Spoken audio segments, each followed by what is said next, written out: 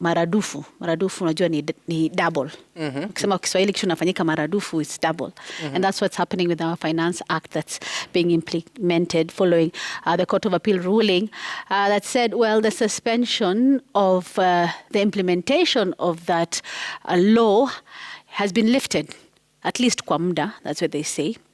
But until muda huo kamilike, the act is in place and there'll be double deduction, as indicated by the government, backdated to 1st of July, which means, Gituku, I was watching your graphics and they were a bit depressing about how much money those who are in formal employment, about 3 million of those, 3 million of them, will have to contend with at the end of the month of August. That includes not just the housing levy, but several other new taxes that are going to be implemented. And I was just looking at data from the Kenya National Bureau of Statistics, which shows that of the 3 million Kenyans employed in the formal workforce, 60% of them, that's 1.82 million, earn below 50,000 shillings. And then more than 500,000 workers, that's 17% of Kenya's formal workforce, earn below 30,000 shillings. So watakatwa nini? That's the question. Number two, we are looking at how the cost of everything is going up. We were talking about sugar, where a kilo is going for about 260 shillings. We're talking about the high cost of maize. We're talking about the high cost of everything else because of the increase in the price of petrol. And the salaries are not going up. What does this mean, Gituku? Right, and I think the real impact will be when you factor the other deductions and the financial obligations that people have, because the power of a payslip is known. You know what you can do with it. So if you have committed your earnings to, say, loans, or is it SACCO loans, or from the bank, you have a mortgage, or you contribute to certain pension schemes, or you contribute to saving schemes, or even SACCO contributions. And then now for this month of August, you do that double deduction for the housing levy, so 1.5 will become 3%, then the impact will be real at whatever cadre you are in terms of how much you earn. Yes. But then again, even for the high income earners above 500,000 shillings, and looking at the impact of now the new tax bands, I mean, it will be felt. We're doing the calculations and you realize that for a person making 1 million shillings, this month alone, they are going to get deducted up to 60,000 shillings. If you had to compare that with what they were just paid in the month of July, and about 32,000 more to go and pay for the July deduction that should have happened. So, I mean, it's an impact. This is the effect of a law. It is being felt. Previously, finance acts have always been passed, and you hear conversations. Something has gone up. The price of bread will go up. Price of beer, for instance, price of cigarettes will go up because of the excess taxes. But I think when you look at the finance act of this time round, 2023. It cuts across. That it affects almost everyone. Even though we said that the salaried persons are going to feel the bigger impact, which is true because of the new taxes that are being introduced, but also the consumption taxes. If you're talking about the excise tax that now is low as of now, that you're talking about the VAT, which is another consumption tax on fuel. So those realities will be thus for quite a bit, unless the Supreme Court gives a stay order. But if that happens, then it's going to bring a lot of difficulties, especially for tax administrations, for the Kenya Revenue Authority and other government agencies, at a time that there was a delay. Then if they lift this, if they reinstate the suspension, then something is going to affect also the government revenues. So there are a lot of things at play.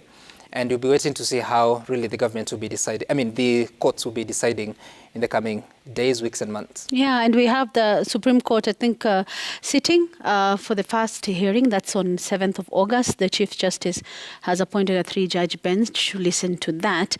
I was just listening to one of our legislators speaking in the village the other day, and he was telling those who had gathered to listen to him that msijali, hii makato haita affect nyinyi, ita affect wale ambao wako na mishahara, wale wameajiriwa, the formal employed. But then it makes me think about, Linus, how that payslip is actually a community payslip in terms of how many people it actually assist in one way or another. For instance, you could be paying NHIF for a relative, or from that same pay slip, you're helping someone pay school fees. From that same pay slip, you're helping someone contribute to this and that. But then now, it will also mean now for a lot of people that they'll have to relook at the way they live their lives. For instance, if you're using pengine mama wa kufua who comes 4 times a week, you may need to say, well, I can't afford having you come 4 times a week. You can only come once. But what does that do to that lady or gentleman and their families? Because they were depending on you to be able to feed their families, but now they can't. I mean, the effects of this, Linus, is just not to that one salaried employee, is it? Look, we are in the middle of a very untidy space that started all the way from the time this housing levy was introduced. First of all, it is a contested levy. Yes. Heavily contested, and there is a court case awaiting the decision of the judges on how we progress. So this is a contested space, right from the courts and even during the submission of public views. So it's a very interesting thing that even the other day, the one court, that's the High Court, said it suspended the act in full. And then the Court of Appeal lifts the suspension, which then leads to this. But remember, the lifting of the suspension by the Court of Appeal has not taken off the fact that there is a case before a 3-judge High Court bench that will listen to all the arguments from the parties. Meaning then, the outcome of that case itself will also have an implication on this case. So we are in a ping-pong situation. Last month, for salaried Kenyans like ourselves, the deductions were not made. Yes. Because by dint of the action of the High Court, the act had been suspended. And then now, by the action of the Court of Appeal, the act is back in operation. But then let's discuss this issue of backdating to the 1st of July. I think from an optics point of view, this is a problematic proposition by the government because it introduces an element of hostility. It introduces acrimony. Basically, you are sending Kenyans, salaried Kenyans, you're putting them into debt and employers into debt, a debt that they do not choose. Because as a country, as employees and employers, we wait for the processes that are going on in court and respect that. Now, they're being punished for not making remissions that had stood suspended by the High Court for the whole month of July. I think from an optics point of view, the government ought to have been more careful from that because taxation is a very delicate space. Remember, in this country, we started off with something called hat tax, which the colonialists used to impose on every African male. There was hat tax and poll tax, that applied to, I think poll tax applied to 16-year-olds and above, and hat tax applied to 18-year-olds because they were assumed to actually own houses. That sounds, we're now in the housing levy. There were hats.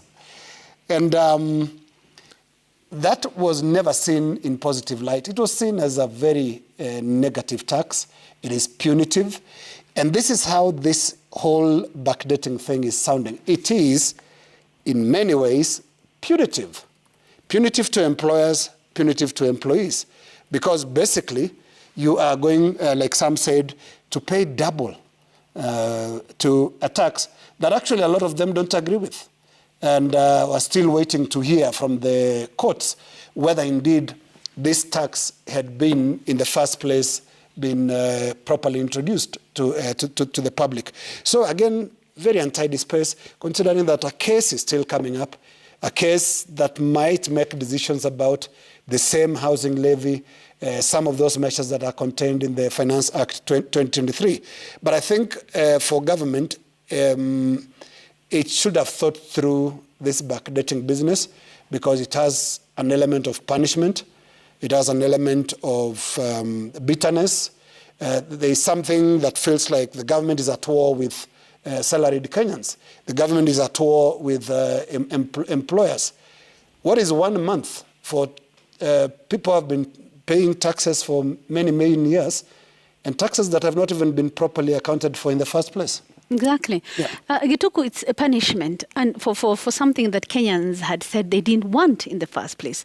Remember when you had public participation, when the Finance Act was still a bill, and we had a lot of discussion, and we talked about how this is one of those bills that were really extensively, a lot of public participation was done, a lot of feedback was given to the government, and that now that's not being listened. So ni kama, someone was saying, ni kama umefanya makosa kwa kuwa na kazi. In a formal employment, because we have those who, of course, in the informal sector. But in the formal employment, hizo hela zinakatwa hata kabla ikufikie. So is this a case of the government saying we don't care? You can be punished for all that is there? Because we can naively say that government functions have not stalled in the past 1 month since the implementation of the Finance Act had been suspended, right? Right, and it's a very confusing area because at the moment that employers pay the July salaries without deducting, it is because there was a valid court order stopping those deductions. So when a decision comes, I think it came on, was it 28th or was it 29th of July, at a time that most employers had already, released their payments. I don't know what it means. If when you said that the judge made a mistake, or the judges made a mistake. Actually, it was Judge, what is her name? Yes, Thande. And you said that she made a mistake or an error. There's another word that I don't want to say because of, do you want to say it? The judge, E-R-R-E-D. Erred. No, it's okay. Yeah. Yeah, so that she made a mistake in deciding the way she did. So I don't know if you now decide that she shouldn't have done that, then now it becomes law from the first day of July. So that deduction, I do not get that. Then the conversation about, the conversation around Kenyans did not want this. Majority that was spoken to did not approve of some of these deductions. Sometimes it's a conversation that we risk losing. That is, if you have a payslip. Yeah. Or Kenyans that are opposed to it risk losing because, again, if we say that is a country governed by the rule of law, what is the rule of law saying? So an order has been lifted, so what do? Yeah. Implement it. Mm-hmm. What is Kenya Revenue Authority supposed to be doing? Remember, at the start of the month of July, everyone was making noise that EPRA is going ahead to implement the VAT on fuel. Yet there's a valid court order stopping the implementation of Finance Act. Well, they still went ahead. And you are saying that the rule of law should be followed to an extent that if there's a court order, it has to be implemented. They did not implement it. There's actually a court case against them, a contempt suit that has been filed by Okiya Omtata. I would be very interested to see what happens at that, especially when you have a contempt case against a judge, against EPRA as an organization, but you also have a decision of the Court of Appeal saying that actually the judge who gave the stopping order was wrong. So what carries the day? So was EPRA right or wrong? And what precedence does that set in future when organizations get an order saying that there are certain things they should do or they should not do, but say we're not going to do it because we're appealing? What is rule of law? This is a case of selective implementation of court orders. We'll take a break on that note. When we come back, there are performance contracts that were signed at State House earlier this week, and there was a lot of kusomewa that also happened. There were those who came late. There were those who were told they did not know what they were doing. What happened at State House during the signing of performance contracts? We'll talk about that and also about talks when we return. This is NEWSGANG. Keep watching.